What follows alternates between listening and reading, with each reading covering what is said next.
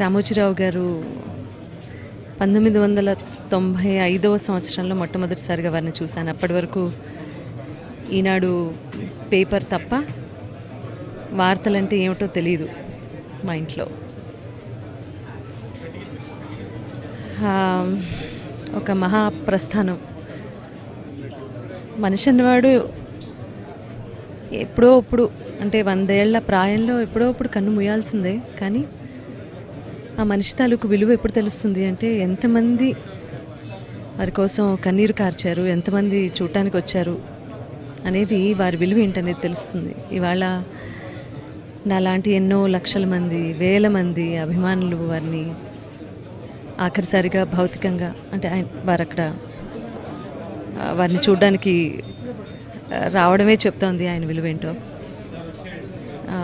ఒక ఎంపైర్ స్థాపించారు, ఎంతోమందికి అన్నం పెట్టారు, ఎంతోమందికి స్ఫూర్తిదాయకంగా నిలిచారు రామోజీరావు గారు. భవిష్యత్ తరాలకు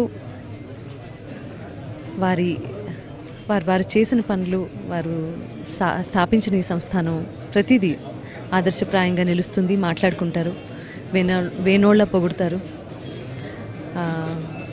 ఇలా ఎప్పుడు ఆర్ఎఫ్సికి